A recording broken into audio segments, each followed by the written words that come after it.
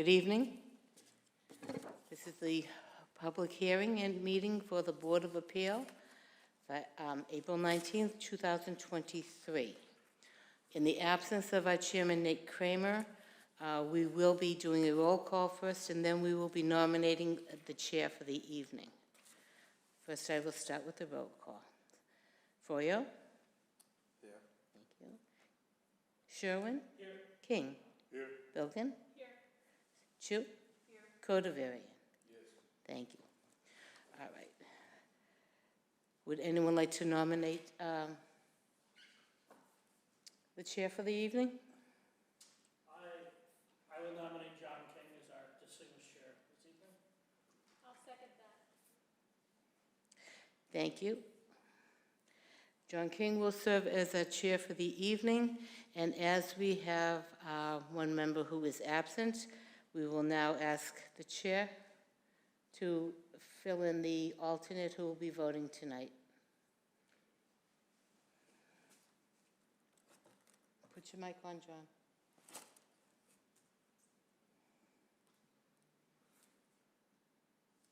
Push button.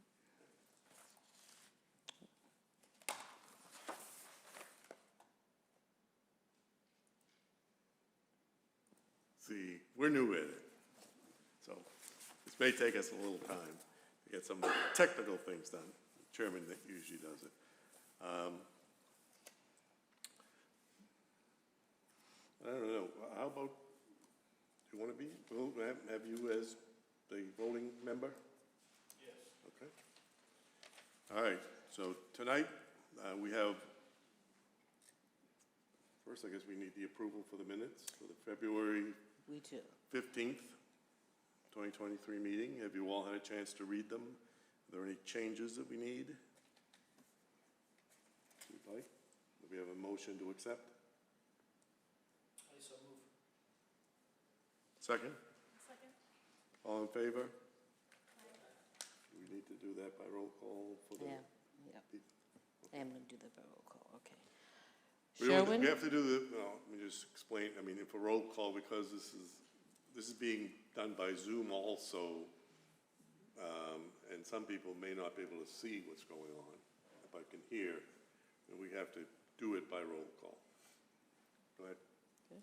Sherwin? Yes. King? Yes. Bilgin? Yes. And I'm going to ask Codavarian. Yes. Yes. All right. And since you weren't here, we'll ask actually Susan Chu to also vote on the minutes so that we have the 5, because our other person wasn't here last month. Thank you. Minutes are approved. All in favor. Thank you. So tonight, we have one item to be heard, and it's regarding property on Canal Street. And the Board of Appeal will hold the public hearing tonight, Wednesday, April 19th, 2023 at 6:30 p.m. in the Malden City Hall on the petition 23-002 by Bike to the Sea Incorporated, seeking a variance under the Code of the City of Malden as amended, Title 12, Section 12.16.010, Table of Intensity Regulations, specifically front and rear setbacks as per Plans CMID-054795-2023 at the property known and numbered as 0 Canal Street, Malden, Mass., and also known by Assessor's Parcel ID 063-239-916. Is the petitioner here? Who's going to be speaking? Yep, come on. Could you come up to the podium, give your name and address?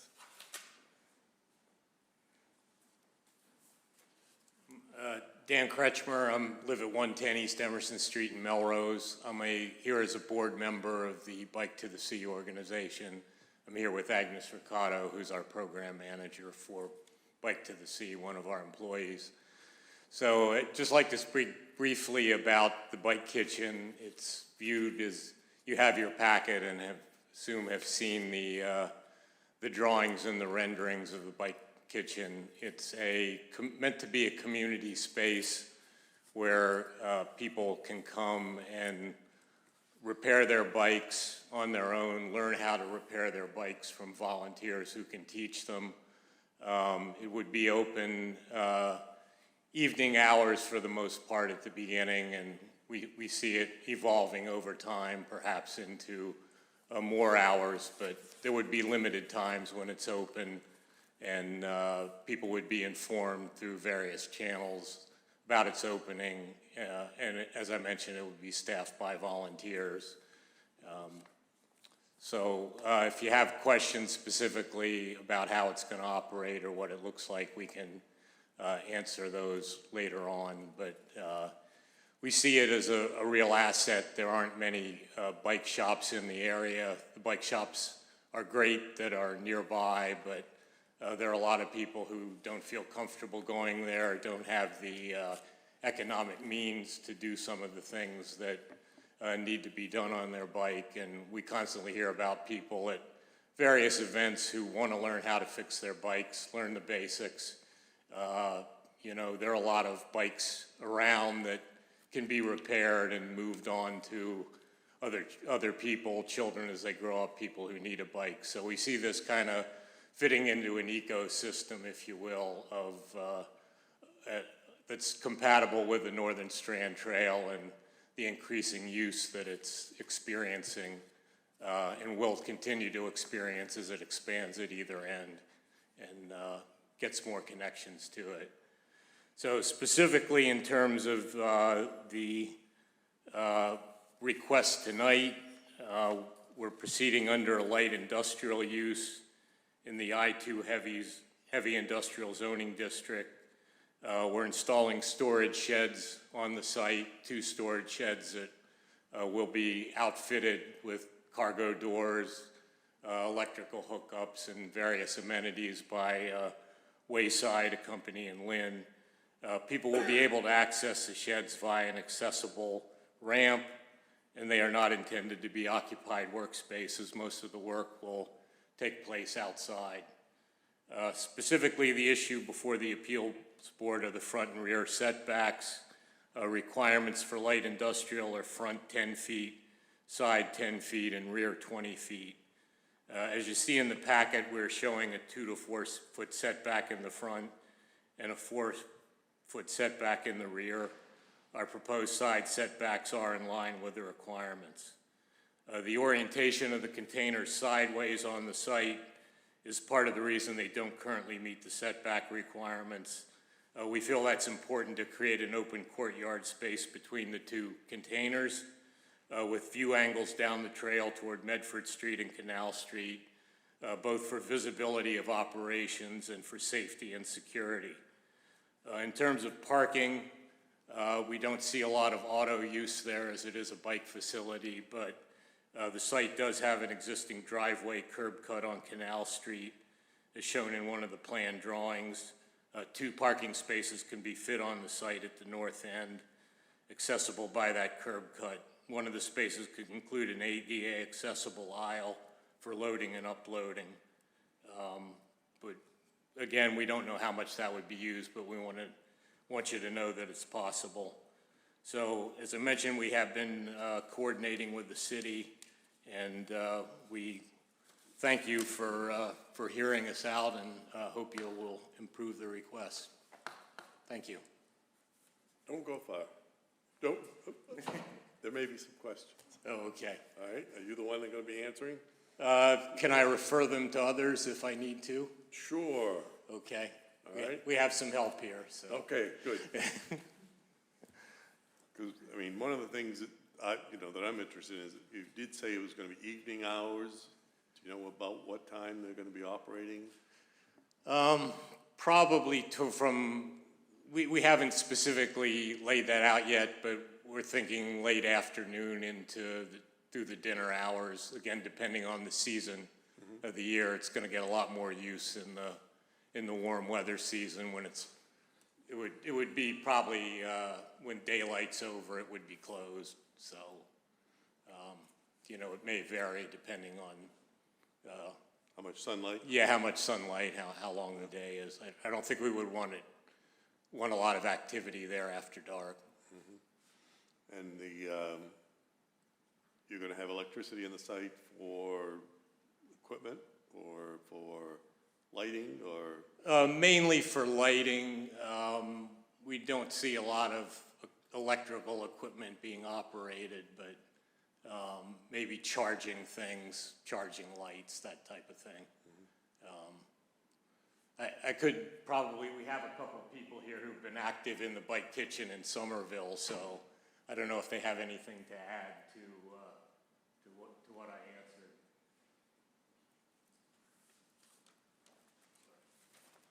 In terms of your operating hours, maybe, and some of the Yes, facilities. tell us what's cooking at the bike Hi. kitchen in Somerville.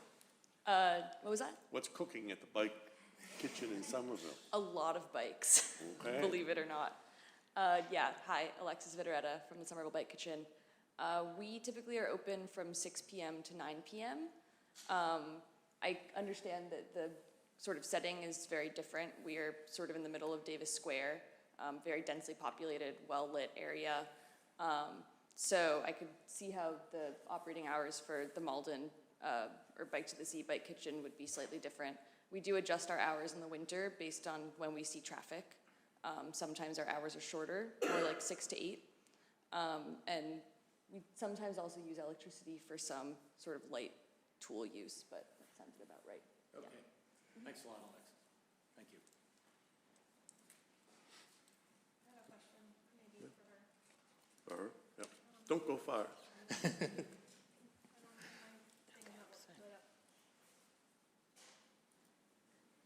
Oh, great, it's working. Do you find people drive to come visit you in Davis Square because there's parking available, or do you find that most people are riding their bikes? Very few people drive. Typically, they're sort of better resourced folks who have a project in mind, maybe bought all the parts and are just coming to use our tools, but I'd say about 80% of people arrive on foot and on bike or on the T, on the red line. And we have surveyed people as well, and that kind of has backed it up. Yeah, I'm just curious, because we don't have a bike shop. Davis Square has at least one. So I'm wondering if people in Malden will tend to ride, or if more will drive because we don't have a bike shop. Did you collect any data from Malden residents on this? No, we didn't. We did have a meeting when we kind of first came up with the concept, which was probably a year and a half ago now, and pretty much everyone arrived there by bike, but you know, that was kind of a core group of people. So You haven't reached out to anyone to see if you could use their parking lot if you did have a need for parking more than 2 spaces? no, we have not, but we do have a letter of endorsement from CHA in favor of the project. So, and we've worked with them on rides and other matters. We could possibly approach them if that became an issue. Yeah, that seems promising if you did need parking, because I don't think there's street parking in that area. No, Yeah. that's correct. Yeah. Another question, it was hard to read some of the notes on your plan, but is this considered temporary structures? For the permitting process, I'm just curious if we did give you a variance, if it's a temporary structure that it could be moved if for some reason, you know, the sidewalk needed to widen, or some reason that you might have to move the structures. Yeah, we view it as temporary, yes. Okay, so maybe we could make sure that that happens through the permitting process if anyone has any reservations. And are you all set? You go ahead. Okay. In the letter that was enclosed with it, it was mentioned that is it you that you're attempting, or the Hoff's Bakery are attempting to get the city to purchase that land? Is that right? That would probably be ideal, but for now it's a lease Right. with That's what it said. Hoff's, yeah. Yeah. But it said it would be until such time as the city, I didn't know if you were planning to try to do fundraising to get it, or if funds for doing that, or do you have any idea? Not at this point. It was actually Joan, our executive director, who couldn't be here tonight, who addressed that, but I don't know. Councilor Winslow, probably the person to address it. Yeah, so I know what's going on in that front. So, and actually I could explain with my comments, but Hoffs has agreed to donate that parcel to the city, and just in order to kind of expedite the potential of having the bike kitchen open this year, the first step, Jordan Shapiro is representing Bike to the Sea, and the first step was to actually get kind of a temporary, this license until the donation can be made. Hoffs has already worked with their mortgage broker, Brookline Bank, and is, that they've released the mortgage on it. So we're just, there has to be the process where the Hoffs officer offers the gift to the city, and the city has to accept it. But that's all in process and stuff like that. So it just takes a little bit longer. We because of the mortgage, we had to jump through, there's an extra group there, but that's in the process, and the mayor is aware of that. So, so that'll be coming to the council at some point, but that's all in the works. But in order to try to get something going for this year, it just made sense to first, Jordan Shapiro suggested going with a license and Daniel Header. So, so that was there, and they've worked on that, and Hoffs, that is in agreement with Bike to the Sea and stuff like that. So great. Okay, thank you. Thank you. And I was just looking at the placement of this.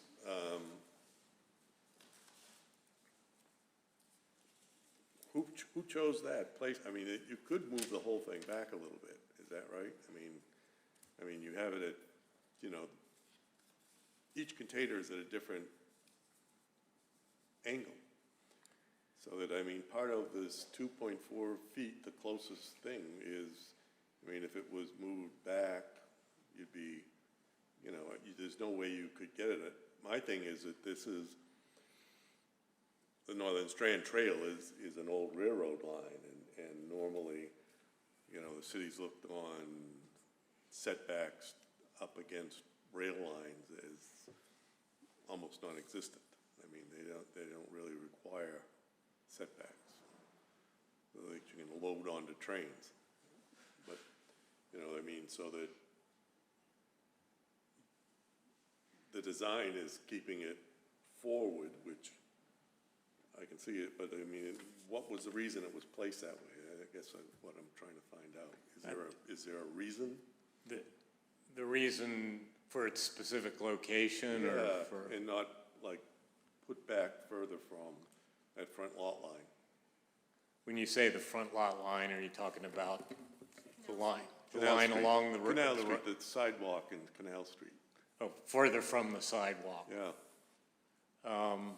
I think it was just mainly to open it up and, give it views from the trail as you're coming in either direction. I think that's the reason why it's kind of in a V shape a little bit, was to open it up toward the trail.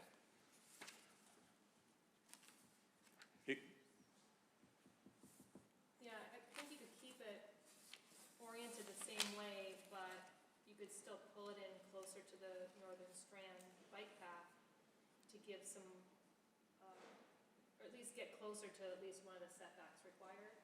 So I guess I'm agreeing with John that curious why you couldn't provide more of a buffer on the sidewalk and still kind of keep that design you have. Did you look at that?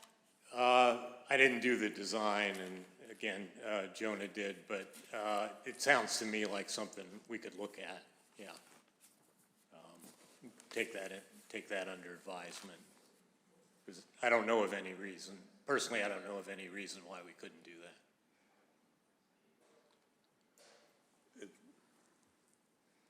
Anybody else have any questions? I still got some, but I'll. I have a Yeah.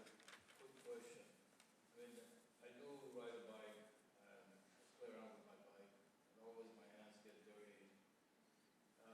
Is there a facility there to be like hand wash, bathroom somewhere that people that are working on their bike, they can kind of clean their hands, say? Well, we wouldn't have plumbing facilities, but we have talked about possibly a porta potty. you know, which can come with a sink. So that would be one possibility.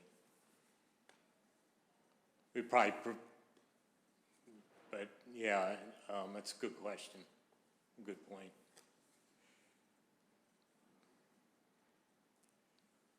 Any other questions? So, I know you're having electricity on, because I have enough questions. If you came here often, you know I always have a lot of questions anyway.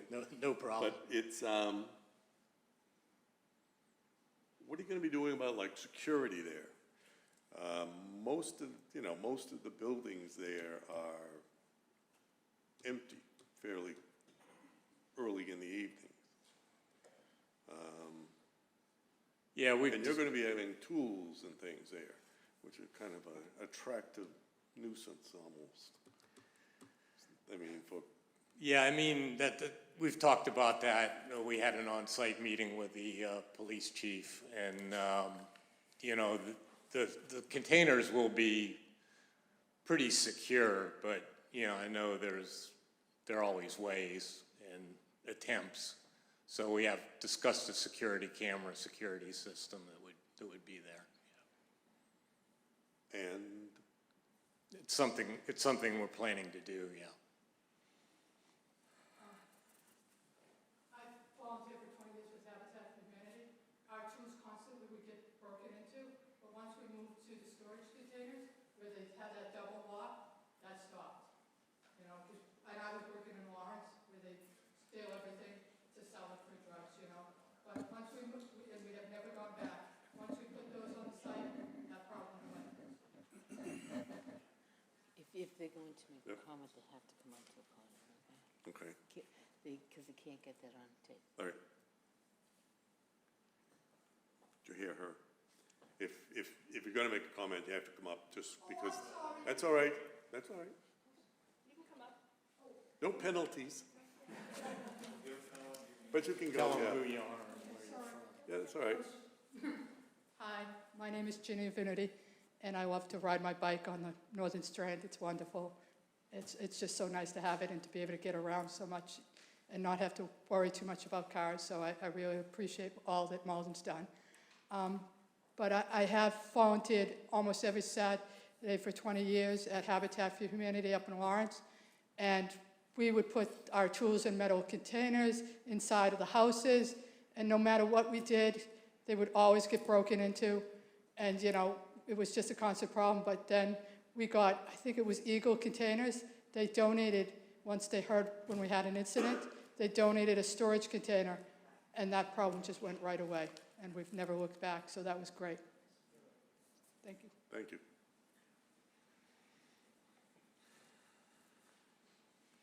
I said I was gonna keep quiet, but can I say something? Absolutely. Go for it. Wait a minute, let me put you on. I could say something. Hold on. One moment, We we'll got- open it for public Oh, comment. sorry. One moment. So I just assumed they're storage containers and they're gonna have doors to close and lock at night? Correct. All right, Yeah. so that's the security, right? Yeah, that's the main security. Right. Yeah. That's all. I'm Janet Green, I'm president of Bike to the Sea. I just wanted to say we have insurance, just in case you were wondering about that as far as security goes. No, I mean, if there's still, tools get stolen, that, I don't really, doesn't bother me, but I mean, it's just an idea of, you know, having people trying to break into places and having what the place will look like after that happens. You know, so I mean, it's not good for the city for that kind of thing to go on. But I mean, if you're planning on security measures and you've talked to the police chief, you know, he's, I'm sure, giving you ideas on what to do. Any other questions that we have here?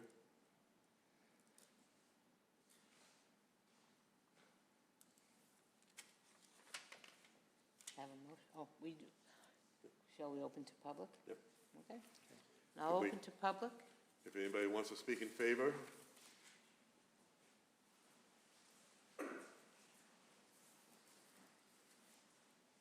Thank you. I'm Stephen Winslow of 83 Jacob Street. I'm Ward 6 counselor, and just want to make some comments in favor. So first of all, though I am the co-founder and current member of Bike to the Sea, I wanted to state that I'm not currently serving as a board member of Bike to the Sea, and then I'm not here to represent Bike to the Sea on this matter. I'm going to make some comments. Those are some representations, and I'll submit something here. They're really based on my own familiarity of being involved with Bike to the Sea, both as a volunteer, and also I did project and legal work for the city on that. So yeah, it's actually amazing. The bike trail has been open 10 years now. So, and over that 10 years, I mean, now that the trail is there, and I phased out of my leadership role, I know that one of the things as I was leaving the organization, I talked about wanting to see the Northern Strand have an active bicycle shop. And in fact, since 1993, when the Bike to the Sea started, we've actually lost local bike shops. I mean, people used to remember that it was Malden Cycle Center on Commercial Street. The Antonelli family operated that. Central Cycle on Route 60 went out of business. Two bike shops in Saugus went out of business, and Pro Cycle in Melrose went out of business. So right now, the only really local bike shop is JRA Cycle in Medford, and to replace all those shops that were lost. And talking to both former owners and Brian, who runs JRA Cycles, I learned that the seasonal nature of bike shops, as well as the economic patterns that make running a bicycle shop in low and moderate income communities are very challenging. For instance, JRA in Medford, they, like many other bicycle shops, really cater to wealthier clientele. I mean, they sell $10,000 mountain bikes. That's how they make their profit. And that's not the market for a lot of Malden. So that generates obviously a lot more profit, and those clientele are also willing to pay a very substantial amount of money to repair those bikes. Shops like Malden Cycle Center and Central Cycle and Revere served low and moderate income residents. And I remember going there when the Malden Cycle Center left. They had like a whole attic full of bikes where people had dropped off and they couldn't afford to pay for the repairs, so they just kept the bike. So that was the type of thing we had to deal with. And you know what happens today, most people in our community might buy their bike at a Target or Walmart or online, but those don't really have any place to repair them. So, you know, and what happened with those Malden Cycle Center and the Central Cycle and Revere is that those bike shop owners, the principal asset of that business and their retirement was really selling the building. So they became a liquor store or a cabinet store. There just really wasn't the opportunity for younger people to buy that piece of real estate and make it happen. You know, what I see is that for low and moderate income communities, nonprofit bicycle repair shops tend to be better. And there's an example like Bikes Not Bombs that started in Roxbury and now is a very thriving thing. They fix bikes, they have earn a bike programs, and they have a retail space. So that's the type of thing. And you know, one of the things, there is an example of this. There's something in Providence, Rhode Island called the Red Shed. So they took a container along their bike trail, and so that operates like 9 months of the year. They, you know, lock it up when they're not using it, and so it's the type of thing that in those months in the winter when bicycling isn't thriving, you have it locked and secured, and then you really have that facility open when you need it. And you know, like I say, one of the things, having been involved with Bike to the Sea, I mean, my phone number for years was the phone number people would call, and they call, "Are you a bike shop?" And there's just so many people that, you know, it's amazing how a flat or a chain that's rusted, just these very basic things. You know, we worked with scouts in the Malden Police Department one year, and just how many bikes got donated because they were just these minor repair things that people didn't repair, get the chance to repair. So, and I don't know if you know Jim Sorensen, who lives up on Glen Street. He was actually, in the day, he was called Mr. Bike Boston. He ran up the bicycle parts warehouse for the region.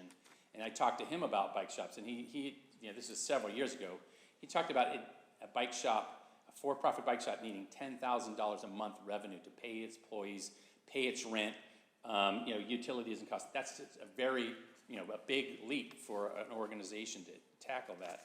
And, you know, rent, commercial and retail space is not cheap in Malden. So, you know, this bike kitchen proposal will bring the services needed to serve our residents right along the Northern Strand Trail, and that's great. And it has some accessibility by auto and car. I mean, I think there is some on-street parking there on Canal Street.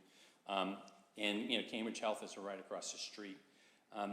I'll actually show you, this parcel originally was, back in the day, Green Street was the closest street to the Malden River.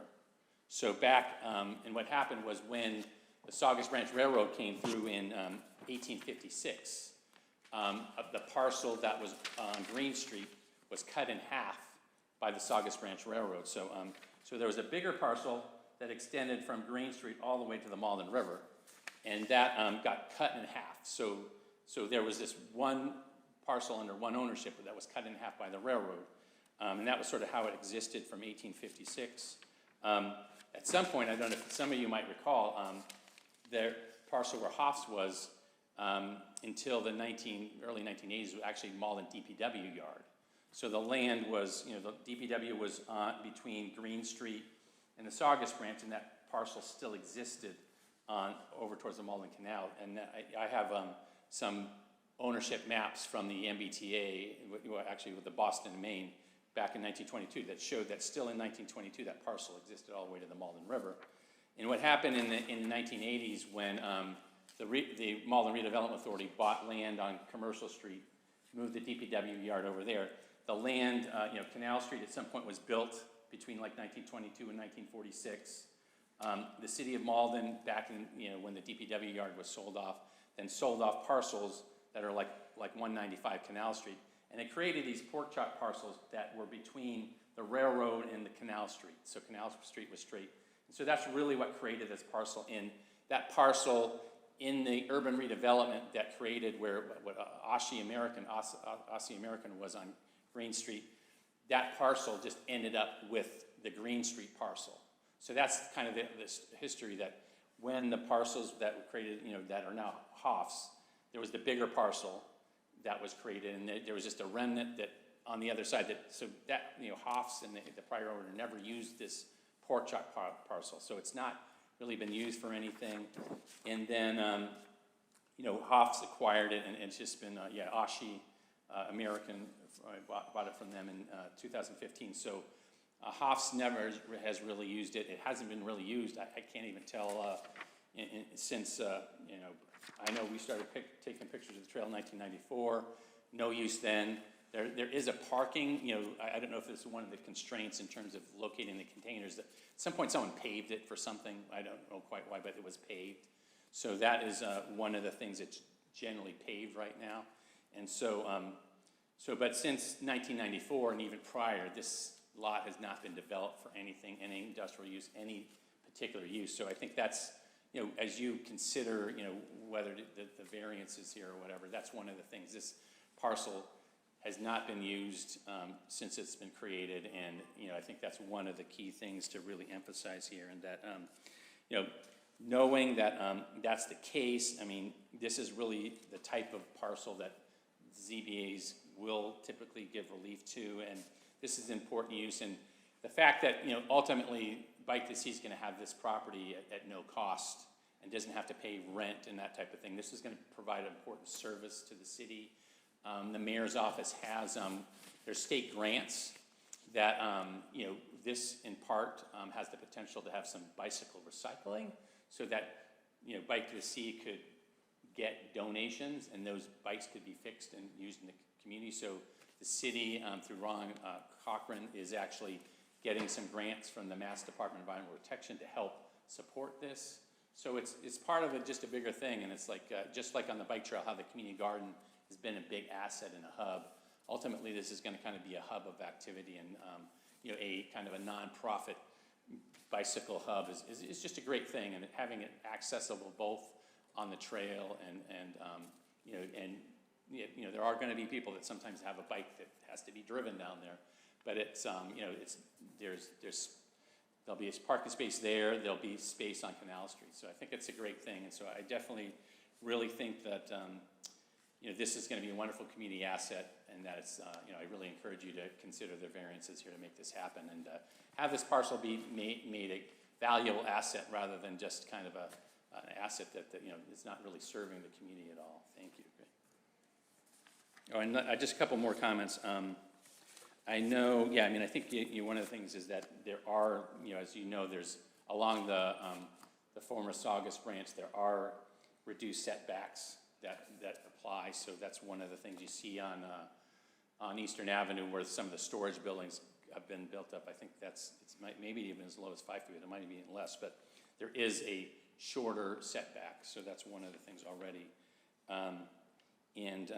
Yeah, like I say, I don't know if the paving is one of the restrictions. Unfortunately, Jonah's not here, but the person who helped design it. But you know, the paving does appear to go to the property line, but you know, it's old pavement, so I don't know if that's a restriction or whatever. But that's the other thing. I think I think there is trying to, you know, use the paved area as much as possible. And there's a little bit of green area there, but trying to put it in a place where that's on the paved area. So thank you very much. If you have any questions, I'm happy, but otherwise I just wanted to express my support. Thanks.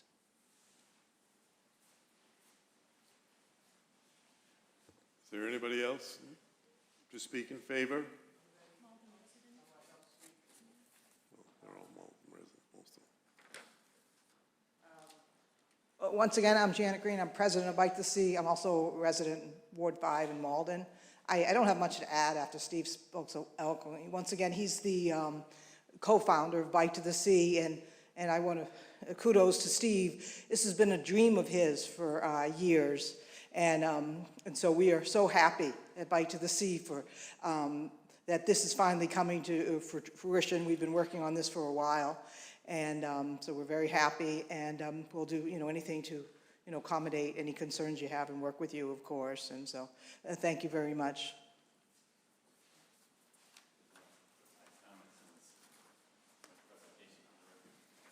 Thank you, Council. Is there anybody else to speak in favor? You have a letter. We have a letter. You have a letter.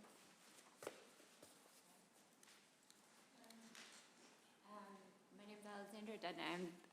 I'm a staff member at the Somerville Bike Kitchen, and I was just going to mention that it's just been like a pretty amazing experience being a part of that in Somerville for the last few years. I think it served a really vital part of the community, especially during the pandemic when a lot of bike shops were closed and it was more complicated to get to them, and even finding parts was an issue. And also, we also work in conjunction with bike shops by referring people to our local bike shops in the area when they need a part that we might not have that's a recycled piece. So, yeah, thank you.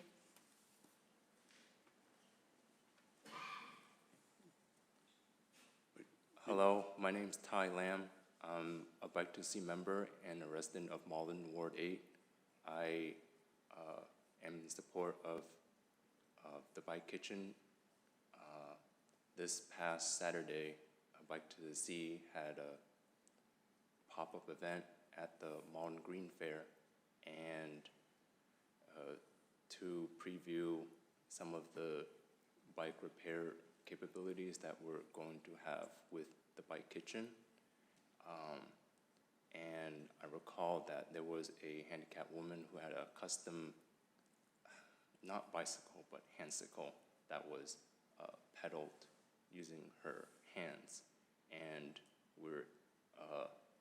Jonah and a few other members were able to tune up this handcycle by the end of the day.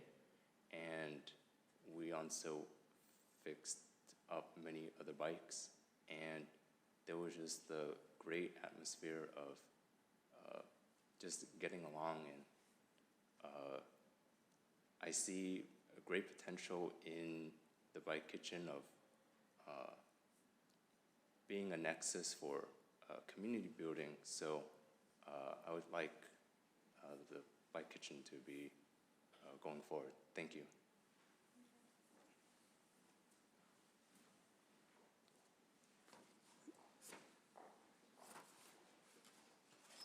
Good evening, everyone. My name is Agnes Ricardo. I'm the program manager at Bike to the Sea and a resident of Everett. And I'm in favor of this Bike Kitchen. I think it will benefit members in the communities of Everett, Malden, Revere, Saugus, and Lynn, which is the communities that the Northern Strand Trail goes into. And Yes, thank you very much for listening in on all our thoughts and opinions. Thank you.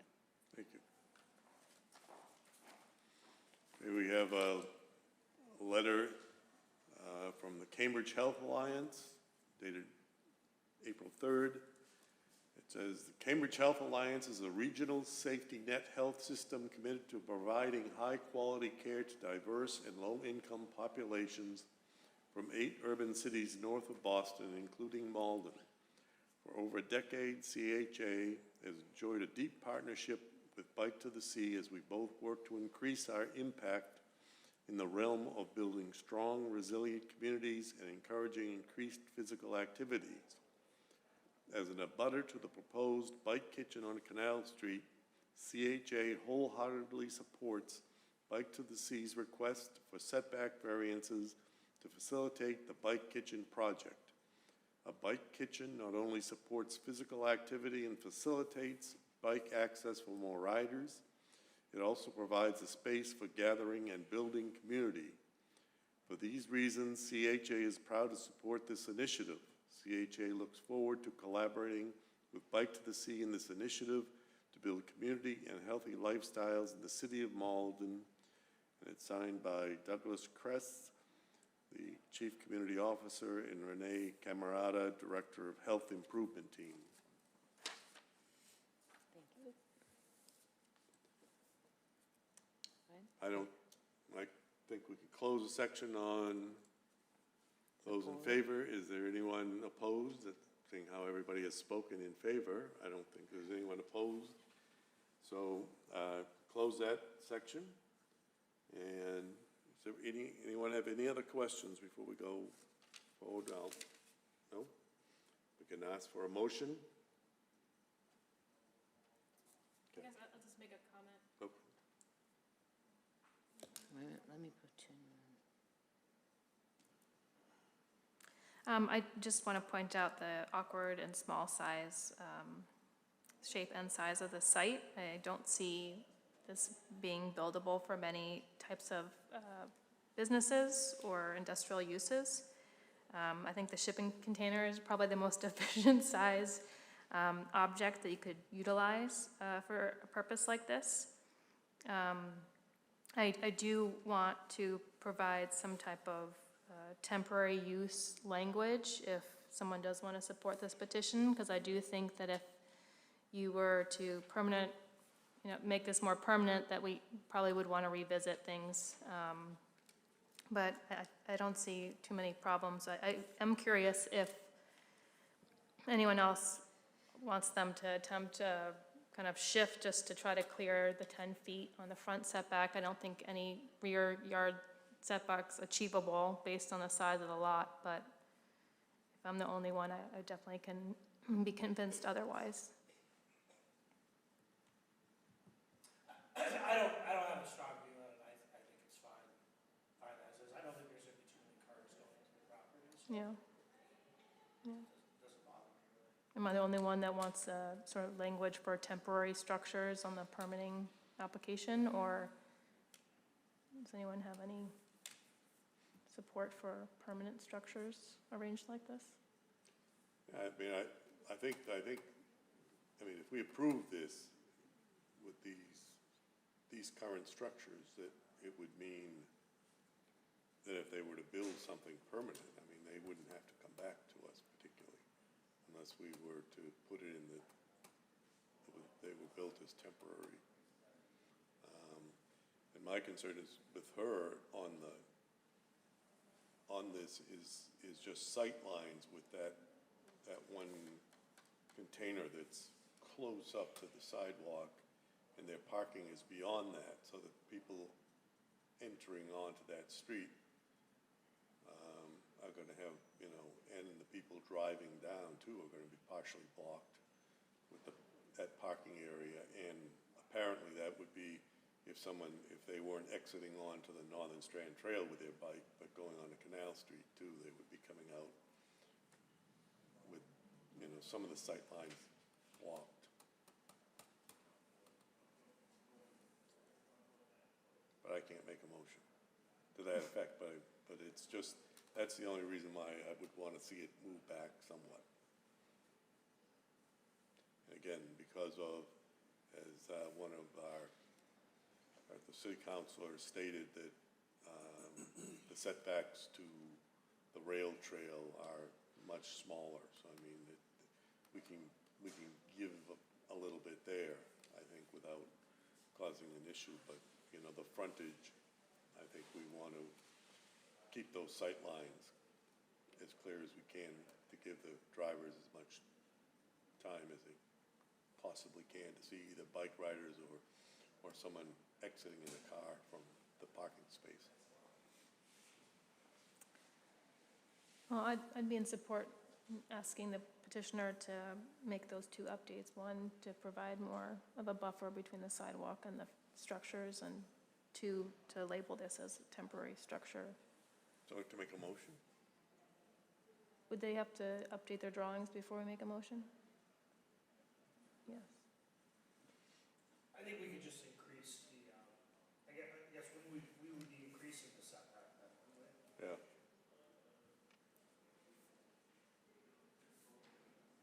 So Adam, do you think they would need to revise their drawing to add the word temporary structures and 2 foot 4 inches to be closer to 10 feet if possible? Well, how temporary do you want the structures to be? I think that I'd feel more comfortable calling them temporary, so that if they did want to make this permanent, that they would have to come back. So say they have success, which I hope they do, and they need to grow or rebuild the structures so that they're more capable in any way. I think we would have to put a specific time on it. I think it's too arbitrary just to say it's temporary. So we'd have to say it also. So I think we could put a time limit on the variance. I don't think we can put a time on a variance. I think we can, I'm really looking at it right now. You are, okay. Yeah, I'm looking. He's our attorney, so. I think we could put a time and use, I'm reading under the law, so I think we could say, the variance is only good for a number of years. It has to run with the property, it can't just be with a person, that's not allowed, but I think we could put a time. So if someone wanted to revise it, to say for, a year or 2 years, I suppose. Be longer, yeah, I think, yeah. So we could do that without updated drawings. Well, time you could, I think if you're asking them to change where it's located. Yeah, then we would ask for updated drawings. Would the petitioner come up and, I guess, give some feedback if we asked you to adjust the location to provide a greater distance between the sidewalk and that first container? Would that be something you'd be willing to bring back next month? I guess our designer isn't here, unfortunately, so he could probably answer it better than I can. Councilor Winslow did mention the pavement as being a possible issue, so I'd want to talk. We could certainly get you the drawings back within a month. That would not be a problem, but I guess we do have the containers waiting to be outfitted, which we can't go forward with until we get the variance. So I don't know if there's any way to approve whatever setbacks one way maybe would be to approve whatever setbacks you want, and then we could submit the drawings subsequent to that. I don't know if that's a possibility or not. It sounds like you're saying if you want the new drawings, there would be another hearing next month before it was approved. So do you want the container closer to the trail? The trail, Yeah. So I think it's actually, I think we're affecting the setback, the rear setback that would have to be. Well, I guess they could line them up where the rear setback is 4 feet for both containers, and they can still work with the angles that they want, but it wouldn't encroach further than the 4 feet. But the 2 foot 4 could become closer to 10, which is required, I believe, so I think that was kind of the point John and I were making, that they can almost conform with the setbacks, and it seems like it's worth trying. And then we'd give forgiveness on the rear setback, given it's a really odd shape and size.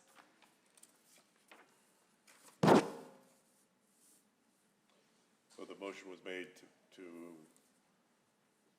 make the setbacks of both containers at the 4 feet. And then they provide drawings to the building department. Well, there's no I don't think there's a requirement that they have to submit a plan, but we usually include it just to make it, easy, but make the record a little clearer, but, I guess we could word the decision if that's really what you want. If I'm understanding you want the one on the left basically to be in the same position as the one on the right. It could be a different angle. Yeah, it could be a different angle, but just to get that corner back to 4 feet instead of whatever it is. They don't give us a dimension on that corner, but the front corner is 2 feet something from the sidewalk. Yeah. So just move the whole container back so that it's at least, I don't care what angle they put it at, but as long as they get that 4 feet of setback, which seems to be okay with them on one container, just do it on both containers. Okay. I think we could word the decision in a way that makes that clear. I don't think they have to come back. Would you like to start wording the decision now? No. I will write it, you guys get to word it. You're gonna have to do it slowly so that we Okay. understand. Just to be clear, you want to go from 2.2 foot 4 inches in this corner to 4 feet. Well, no, on the back corner, whatever corner you want in the back, like on the northern container, the ones closest to the gun club, right, is 4 feet, is 4 feet from the lot line. Well, actually, I wonder if there's an easier way of saying it. Okay. It makes sense to say that the one on the left has to be a minimum number of feet away from Canal Street so that it pushes it closer. I just wonder if that might be. Well, we don't have that dimension. Yeah, so.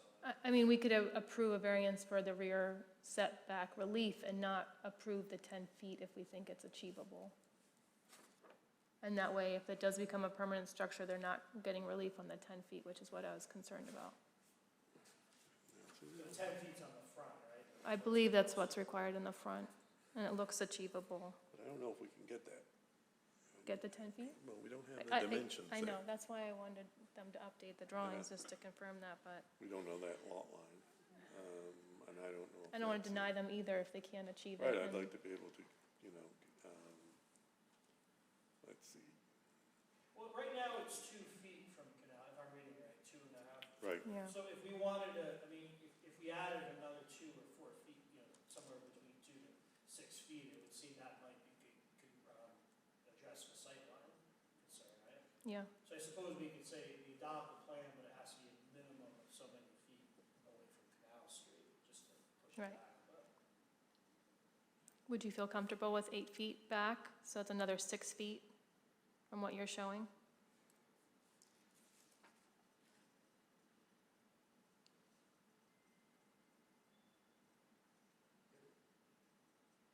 I think so. It'd just be one corner, because they measure from the nearest corner, so it doesn't mean, The angle could be moved to the angle can be anything, open just, it up more. yeah, you just need one Yeah. corner. We just want a zone of 8 feet on the sidewalk that's clear of structures. So both would clear the sidewalk by 8 feet. One looks like it achieves that plus more, but one is only 2 feet, 4 inches. Okay. It certainly looks doable, yes. Do you feel comfortable without a drawing to have us vote on that? If you're denied, then you can't come back. Well, they can ask we can modify it by vote, so if they come back, I think they can come later and say. Okay, The condition isn't opposable, we could modify it ourselves. okay. So I think we could vote on it as is, we can give you the 8 feet. If you come back and say it doesn't work, I think you could ask us to amend it. And I would think that if it's a reasonable request, most of us would be open to that. Okay, seems fair, yeah, Okay. Okay. yeah. Thank you. No problem. I'd like to make a motion to approve the petitioner with the exception of an 8-foot front yard setback. So minimum of 8 feet from Canal Street. Correct.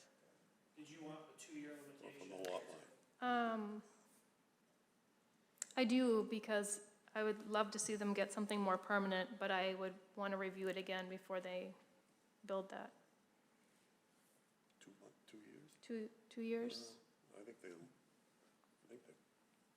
lease is for 10. A year. I think the lease is for a year.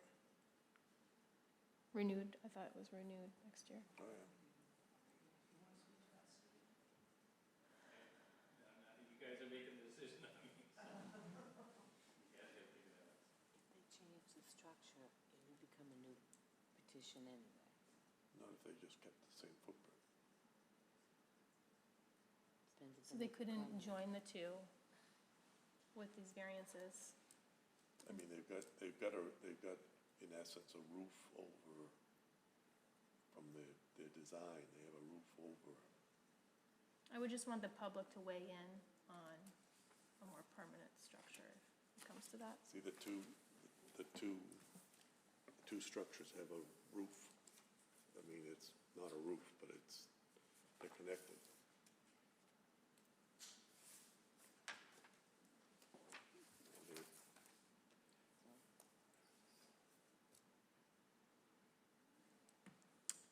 I think 2 years sounds great unless someone on the board wants to suggest something else. Yeah, I mean, that's a very short time, I think, for someone to commit to, 5 years?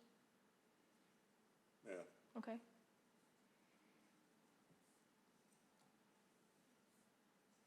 Limit on the variances for 5 years. And then just come back to somebody, not us. I'm retired. No. I hope. Thank you for your patience through that process. Do we have a second Do we have a to the second? motion?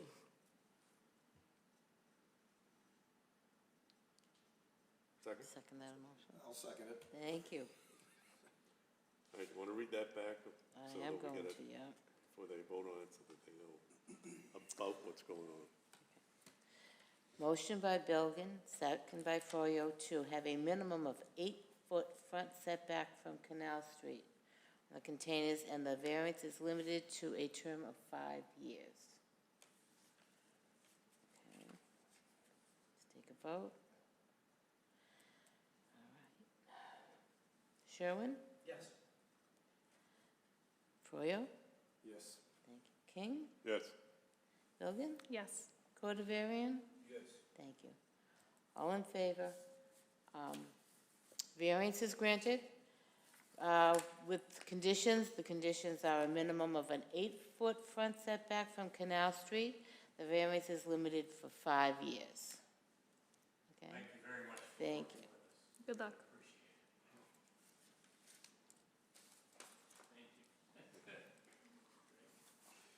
Does anyone have any other business they want to bring up? Adjourn? Or do they all want to go home? Adjourn. Can I have a motion to adjourn? So moved. Second? Second. In favor? Aye. We are adjourned at